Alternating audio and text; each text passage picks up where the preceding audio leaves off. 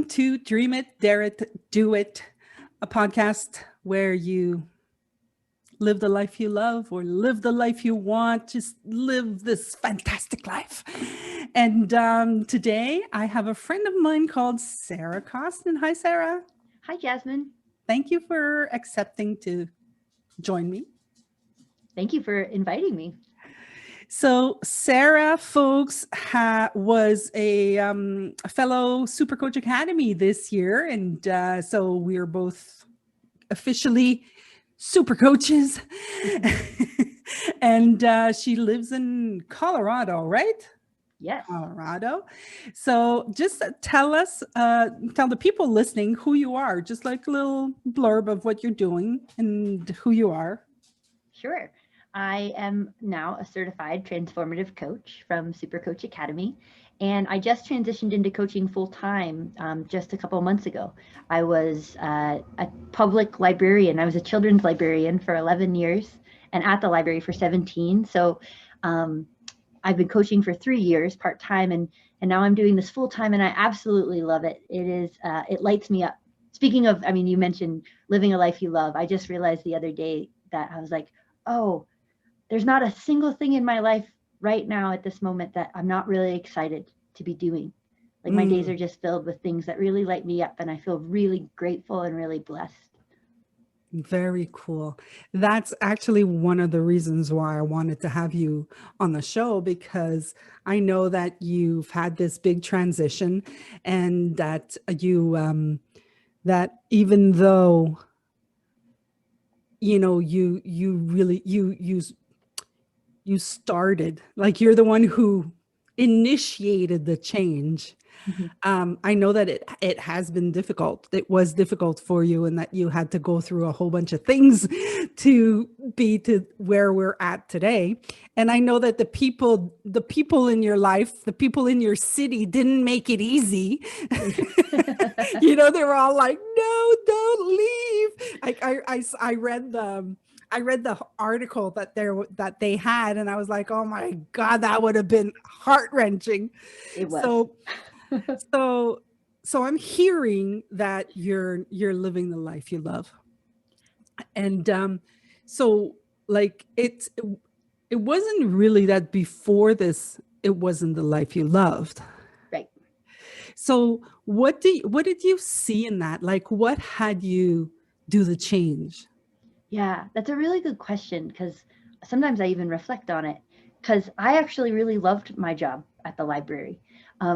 Being a children's librarian was really fun, and I got to know the community, and I read little kids' stories and played them the ukulele and sang silly songs, and you know, like my world was really great. It was a great job, and at some point I just knew that I was ready for something else, and it was just this little inner knowing that was just whispering that there is something else I want to be doing, and it ended up being coaching, but it took me a while to find it.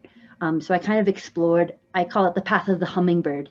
I would just follow like a hummingbird. I would just be like, oh, that flower smells good. I'll go over there. And so I like tried I taught yoga for a while, and that was like a flower for a while. And then I was like meandering over here to coaching and did other things like that until I really just kind of let myself find the next thing. And so in leaving in this transition, it was really interesting. I often call it how like 2020, I mean, 2020 is a lot of things, but yes, this year, because I made this transition, it was like the year I left a job I love to create a life I love. And I think there's this this feeling, or maybe we get from our culture, I'm not sure where it comes from, but that like you have to hate your job in order to leave it, or you have to be unhappy in order to make a big change. And that wasn't my experience. It wasn't that I was unhappy. It wasn't that I hated my job. It wasn't that like, it was just this little whisper that of this path that it was guiding me this other direction. And the reason it was so hard, like you mentioned, the ups and downs, was because like I really loved my coworkers. I loved my community. My identity in my small town was Miss Sarah, the children's librarian. Like I would be in the grocery store and little kids would run up and be like, Miss Sarah. And so I felt a little bit like saying goodbye to this old identity. And I really grieved. I really did, to be honest. I knew that it was the right choice, but I really grieved this this part of myself of saying goodbye to Miss Sarah. And even though I knew she's a part of me forever, but it felt like saying goodbye and kind of stepping into Sarah the coach. And like I said, I always knew I was doing the right thing underneath whatever I happened to be feeling. And that gave me such confidence, because I could be feeling really big feelings of grief and sadness and worry, but know that underneath I was still okay, and that no matter what, I would be okay. And that was huge for me in going through the change. And now it's been a couple months and I'm kind of on the other side, and I'm really stepping into this new life. And yeah, I'm really loving it. Yes, I saw that you just launched a program is it for January? Yes, it's a 3-month program. I did it for 3 months in the fall. I did a pilot program with 6 people who I now call my love bugs, because we just like fell in love with each other, and we became this like little family that I was kind of leading and guiding them through, sharing the understanding that you and I coach from, and just really pointing back to people to their inner knowing, to their true nature, to who they really are underneath whatever we might be thinking or feeling in the moment. And so, yes, I'm launching it again in January. It'll run from January to March. And all the videos I shot were this summer in Colorado in nature. So I went paddleboarding on lakes and would film my videos, and would go hiking and mountain biking and film my videos for the course. And it was really fun. Cool. Yeah. Yeah. So if you guys are listening and it's past January to March, because, you might be listening after that, no worries. I'm sure that she's got something in the books, because she's very creative. So at the end of the podcast, we're going to give you her link, and you'll probably see it in the description also. So it's cool. I saw it go by, and I thought it was really cool. So I was talking with a girlfriend the other day, and we were talking, because in the 3P community, in this community, this understanding that we talk about of the mind, thought, consciousness, we really don't like telling people what to do. We really feel like you already know. So our goal is to point you to your own wisdom, and to get to know the difference between what you think you know and what you know. And so I was talking with a girlfriend, and I was like, yeah, but people want to hear how to, like, they really want to, like, as a species, the human is looking for, a fix to a problem, right? So I like the fact that you kind of like knew that it was time for you for something else. Like in my life, I was actually sick and tired of my job, and that's why I actually left my job. But I did love the job. I still, one of my favorite jobs that I had was actually working as a cashier. That when I was in my 20s, I was in college, and I found a job at a local big brand store here. That kind of it's not a Walmart, it's called the Bay. I don't know, do you have the Bay in the States? Anyways, it's kind of like a Macy's. I'm hoping I'm not offending Macy's, but I loved it. And I came in on the Christmas time, at the Christmas holiday time, and it was like packed back when, you know, we could have packed stores. Uh, um, and it was like super packed, and it drove me. It just like, I love doing it. But I had to leave at one point because I wasn't going to do that for the rest of my life, you know? Um, so you loved your job, and you said it was a knowing, but was it, oh, I'm so sorry, I thought I put this on mute. I guess I did not. So did you know, like, how did you know it was a knowing kind of thing? Like if somebody says, okay, well, okay, fine, I love my job too, but you know, it's not because I think of going, you know, to apply to the circus that I'm gonna leave my job, you know? Would you be able to guide somebody who's like thinking of something like that? Yeah, that's a good question. It's interesting too, because you know, knowing, wisdom, you know, those words, it can be they can sound like big words, and they can sound like, okay, well, where is my wisdom? Where is my knowing? I don't I don't think I have any. I think I lost it. Yeah. You know, it feels like a thing that we're searching for. And in that, because it's not really a thing, it's an energy. It's hard to describe. But I will say that there were some clues that I was headed in the right direction or the wrong direction. And this, I've never told anyone this because it feels like a big no-no for a librarian to say this. Okay. So, Jasmine, you are very special, and it's being recorded, and I feel like somewhere in the world there's like a librarian jail, and they're going to put me into it for saying this. Okay. So, apologies to any librarians out there or any readers. And kids, you can put your earmuffs on. But this was one clue that popped into my head that, so I am a big reader. Like, I love reading and I love writing, and that's been a big part of my world. And that's why I ended up like falling into the job at a library. I actually wanted to be a writer, but I was terrified of writing, so I became a librarian instead. And for a long, long time, I was lit up by stories and reading and telling stories and sharing, and that was my job. And then at some point, a little clue came in that for whatever reason, I just didn't care that much if kids read books. That's where everybody has to put their earmuffs on. Like, I really didn't. Like, parents would say, my kid doesn't want to read, and I'd be like, okay. Like, I feel like, why? Where's the problem in that? And I really I lost this like drive that like reading was the thing, like that it had to be this. And as a professional children's librarian, I felt very strongly that that was like maybe number one or number two of things that a librarian should probably believe in or really care about in order to do the job well.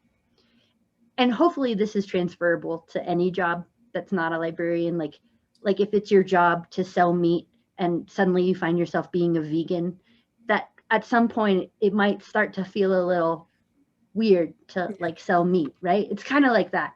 So that was a little clue. Not that so I hope that doesn't sound weird, but I just didn't. I lost my interest in like pushing people to read and selling books, or I mean, we never sold books, but like talking about, like, it just didn't excite me as it used to. It just didn't. And what excited me was talking about mind, consciousness, and thought, and talking about spirituality and having deep conversations with adults. And that just lit my heart up. And the book thing just didn't anymore.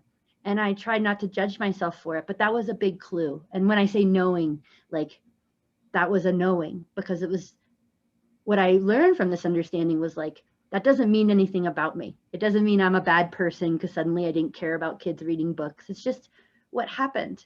And I knew I was kind of growing and changing. And so that is the one thing that came up for me in sharing, like a tangible clue of how you know you're knowing. Yeah. It's also, I was reflecting because, we studied the same thing, right? So it's kind of like, okay, well, do you like vanilla or ice cream? Do you like vanilla or Both. chocolate ice cream? Do you like vanilla or chocolate ice cream? Yeah, well, you can, some people like vanilla, some people like chocolate, some people like both, some people like other stuff, but it's just like, we know. Yeah. There's no reason or rhyme, it's just like, okay, so I don't like this no more. Right. And then Right. you're kind of like, but I could see how we could get caught up in, oh my God, I don't like it anymore. Right. What am I going to do? Like we could go into this craziness of like, just keep our mind super busy and force ourselves to still do it. Right. Like I could have done that too, with work. But, like I was just like, for me, it was like, I am unhappy and I might as well go find my happiness. This, like I had, now that I have this understanding, see, I told you I was going to have a dog on my breast. She didn't even eat her bone. I gave her a bone so she wouldn't jump up, but look at her. She's like, what are you doing? She's looking at me. So yeah, now that I understand this, I could see that there was a lot of thinking inside, that job. I can see that there was I was feeding a lot of things that were making me, that were revving me up, that were making me angry. And at one point I just left. But that was, what I found to do. It was kind of like my knowing in that moment. That was just like, okay, I need to get out of here. I just need to leave.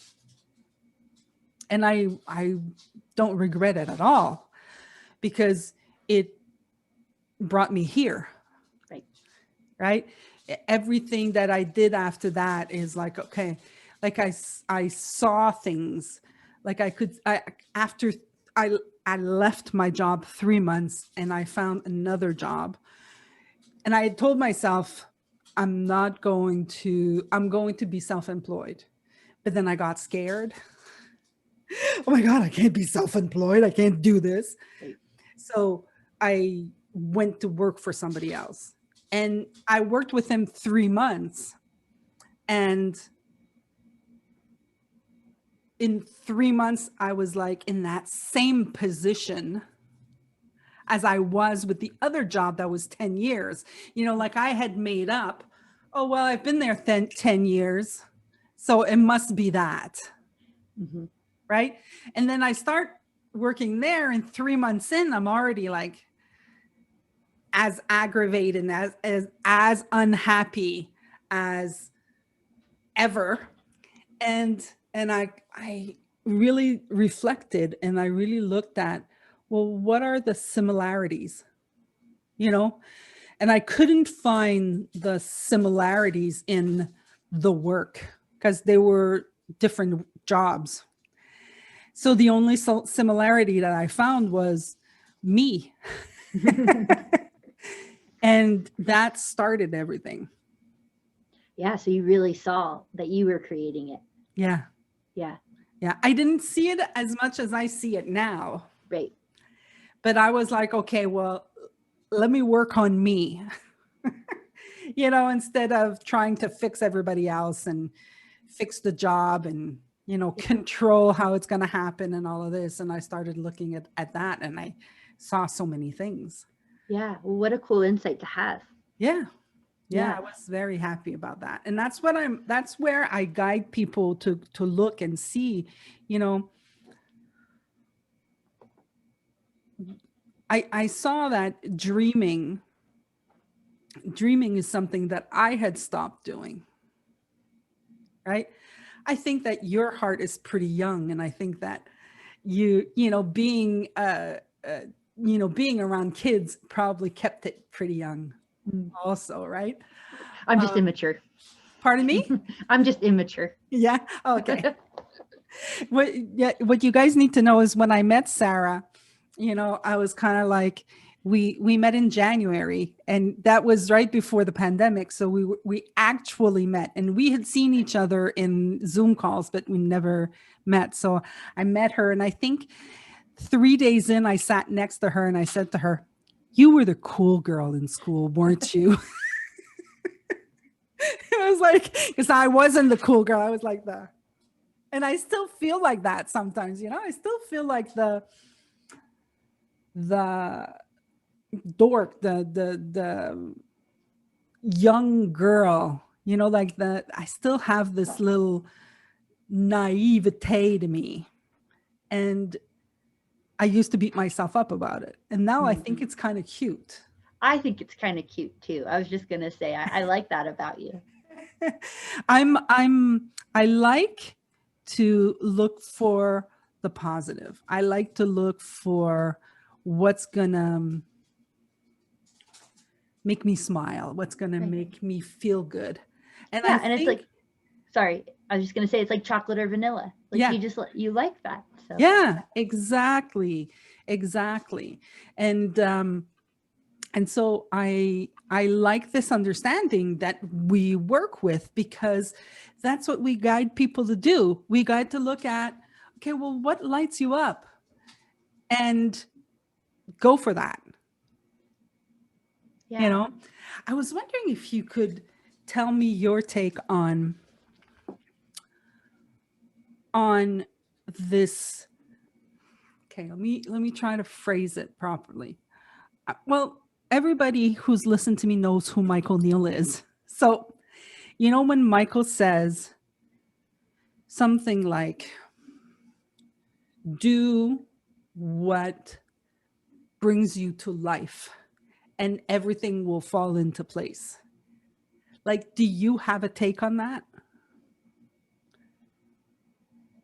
I do, because I think I have in some ways been following that lately. Um and maybe always, but certainly, you know, being a solopreneur, as we're called, right? Owning Yeah. our own business, being a business of one, it's like my days like feel pretty open. Like I get to create my day. You know, I have some coaching sessions and some appointments and, you know, things that are in the calendar, but for the most part, there's some space there that wasn't necessarily there when I was working for a company, you know, Yeah. because that was more dictated by them as opposed to me. Um, and so it's cool. So I kind of I get to touch into that every day. Like, okay, well, what would be fun to do today? And it's interesting when I come at it that way. I always enjoy the task, even if the task maybe isn't something that I normally love to do, like writing my newsletter. I used to put pressure on myself to do the newsletter, but like just yesterday, I was like, oh, I get to do my newsletter. Like it, because that occurred to me to do yesterday. And so I don't know if that's the same thing as what you're getting at, but it's like it feels like a choice, and it feels like following intuition, and it feels like following what seems appropriate in the moment. And it's not always like unicorns and rainbows and marching band, like Yeah. excitement, but it's like this feels good. This feels like the right thing to do. So I feel like I navigate by that a lot. Is that kind of what you're getting at, or were you talking about something different? No, it speaks to, it speaks to, you know, how you know. I think that there's a feeling inside the the knowing. There's a feeling that, and I think that I used to collapse that where I was like, okay, well, I'm not feeling good right now. Oh, I'm not laughing right now, or I'm not, you know, jumping for joy right now. So like I was kind of like looking for a feeling of joy, of happiness, of Yes. excitement, of in the beginning when I was starting to be in this looking inside this understanding. But like there's this big event that occurred in my life, which was my mother's death, right? and and I remember, you know, being sitting next to her bed, and I knew she was passing. I knew she was passing any minute now. And I remember being sad, but not being, but knowing that this was the thing that needed to happen. And it really clicked in that moment where it was kind of like, okay, there's a moment, there's this place in us that just knows, and it's not a place that is happy, sad, angry. It's a place that is just accepting of what is. And I thought that was like so cool. That is really cool. I definitely used to think that my excitement about something was my knowing. And I'm a person who gets really excited really easily about things, and I'm pretty impulsive and like a squirrel, like in shiny objects, like, oh, let's do that. Oh, let's do that. And I really followed that feeling, thinking that that was my knowing. And I've learned through this that, like, no, that's, I mean, maybe knowing's there in some of it, but that's not a reliable, like, excitement is coming from my thought and usually an attachment that that thing's going to give me joy, or that thing's going to give me the thing I'm looking for. So I've gotten a little bit on to that excited feeling that that doesn't necessarily mean what I used to think it meant. It used to just mean that, yeah, I was probably just not in my wisdom really, and just being impulsively moved by whatever was shiny in the moment. Yeah. Yeah, it's a great it's a great thing to be able to see that, to be able to see, you know, what we get distracted by. You know,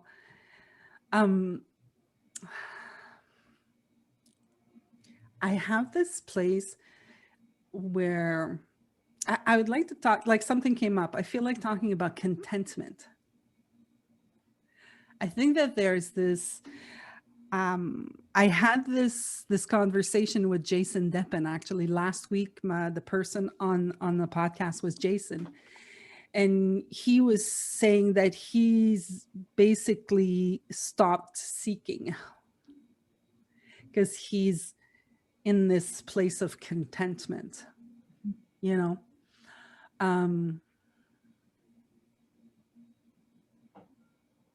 What do you have to say? What do you see about that? Seeking versus contentment. Like, I don't think I'm seeking as much. You know, like I think that's maybe some areas I'm still seeking something. But I'm looking differently, you know, like I'm kind of like looking at what's in the space instead of looking at the content, like of why is this in my space, you know, which could make me waste a lot of time. But do you have anything, like, what do you see about contentment and seeking? Yeah. Well, that actually really beautifully circles back to something we were talking about when you were describing you leaving your job of 10 years and then leaving your job of 3 months and seeing that it wasn't the job, it was you. I actually had a similar-ish, or it made me think of my own journey of transitioning careers, that when I, like, very first had the kernel of an idea that maybe I'd like to do something different as a career, I definitely went about it in a seeking way, like and I created a story in my head that my current job was bad and that something else was better, you know, something else, like, and I created this gap, and I really was seeking for a while that something out there was going to make me feel better. A different job was going to make me feel better, a different like, yeah. And it wasn't until that I came across this understanding that I realized, and I was still in my old job, that it was like, oh, wait a second. Happiness comes from within, right? contentment comes from within, that means that my job has nothing to do with my happiness or contentment.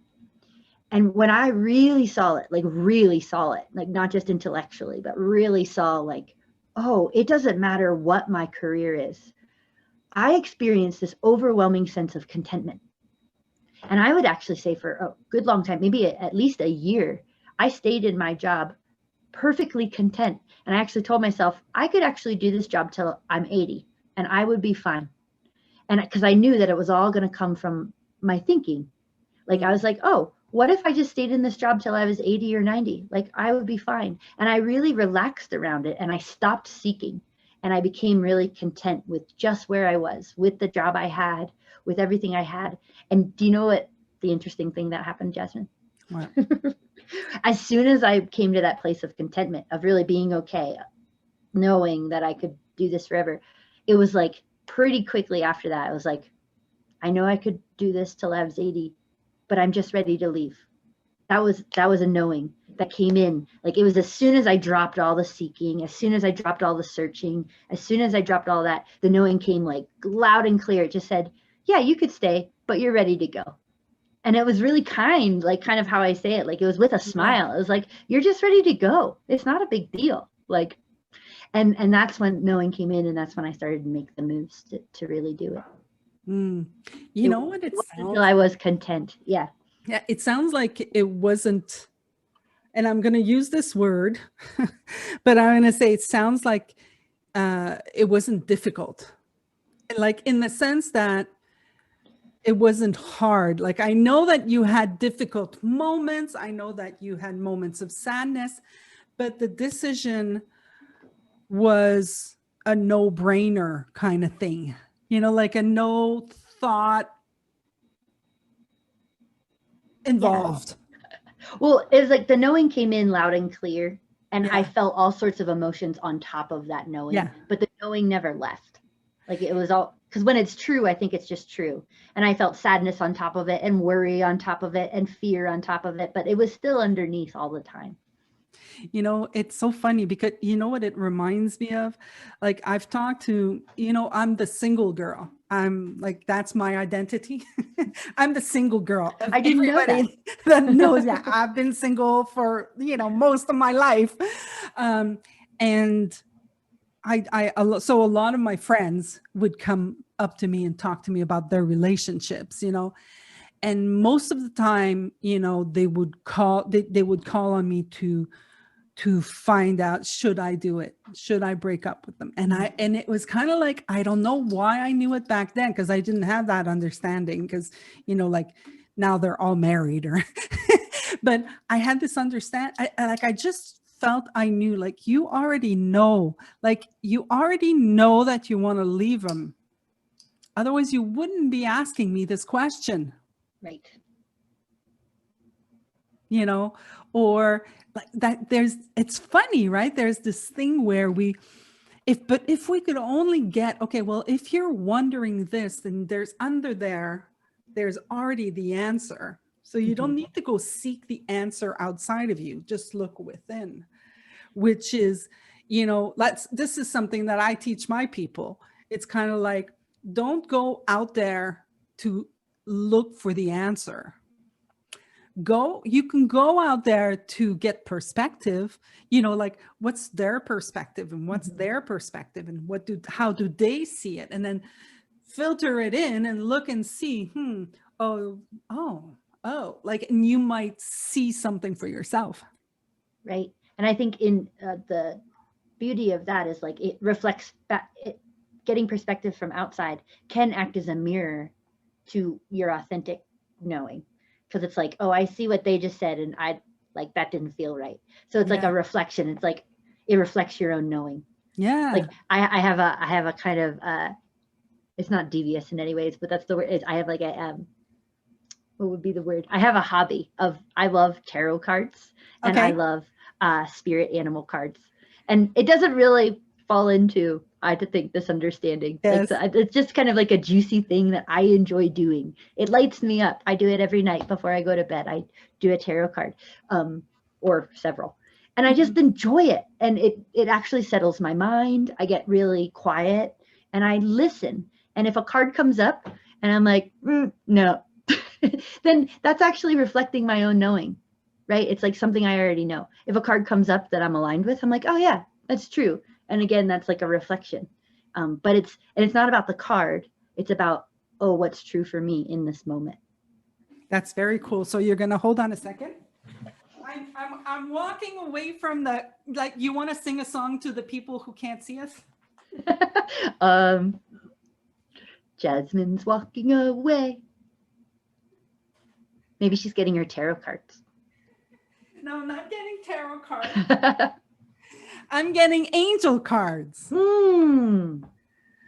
So I got these little angel cards and we're going to play. So I totally get you. And, you know, that's something that I also love doing. If you would see the many toys that I have here.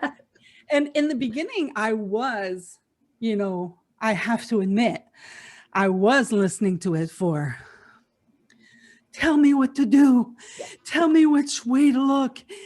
But I could see that, you know, some of that was just bullshit. I was just like, no, that doesn't work for me. But then other times it was kind of like, oh, well, that's beautiful. Actually, that's touching me, you know, that. So I still play with them too. Good. We have a juicy hobby together. Yeah. So, and, you know, I moved not long ago and, so everything was in boxes. So lately I found this little pouch, and in this little pouch, I have these angel cards. Oh, they're pretty. So they give you a message. So I'm going to pick one for you. Cool. Right. And then you can say whatever, you can hear whatever you want. Okay. So I'm just going to pick, and I don't know if they're French or English. I don't even know. Okay. Well, you're bilingual, so. They're French. So it's actually humor. So you got the angel of humor. I think that suits you. Sure. Yes, that aligns with some truth there. Aligns, Yeah. right? Okay, I'm picking one for me. Okay. For me, it's harmony. Oh, actually, no, they're English. Oh. Harmony. It's just that it's a Canadian humor. Right, with the U. So spell it wrong. Yeah. We Canadians, we just spell stuff wrong.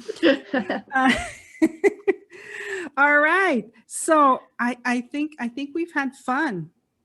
This has been great. Yeah, it's always fun to chat with you, Jasmine. Yes, I love chatting with my people, my peeps. I miss my peeps. Yeah. Like I wish we could have met each other more, because I never got to do the scooter. The scooter. I know.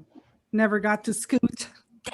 You know, there's a whole lifetime ahead of us. I feel like we're all going to meet again. We're going to scooter again. I do feel this is temporary. I agree. And by then, maybe my phone will work and I'll actually be able to do it, because that's why I didn't do it, because my phone wouldn't let me. Yes, you'll have oodles of time to prepare for that. They kept telling me that it was because I was from Canada. And I was like, that's bullcrap. You guys are lying to me, because I have a friend here that's from Singapore. I have a friend here that, you know, like I was like giving them all the different countries that we were in. All right. Well, thank you so much for the conversation. So for people who've enjoyed your company and would like to see you some more, how do they get to talk to you, reach you? Yeah, well, a good door to reach me is through my website, which is sarahkostin.com. I think my name's down there. SARAHKOSTIN.com. And then my Know Your Nature program is a different website. It's knowyournaturecoaching.com. Of course, they both link to each other, so you can find me either way. And I'm on Facebook and Instagram, and I love to hear from people. So feel free to say hello. Yes, people. So thank you very much. If you've been listening this whole way, I hope you've enjoyed the conversation. If you're still here. Had fun, yeah, and that you're still here. And if you would do me a favor and like my YouTube channel and my podcast Podbean channel, I would surely appreciate it.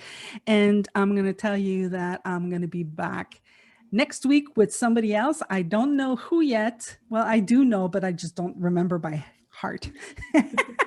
So I have to look at my schedule. I'm not going to put you guys through that, but I am going to tell you, please continue, keep doing great work, Sarah, and everybody keep dreaming, doing, and daring. Live the life you love. Bye.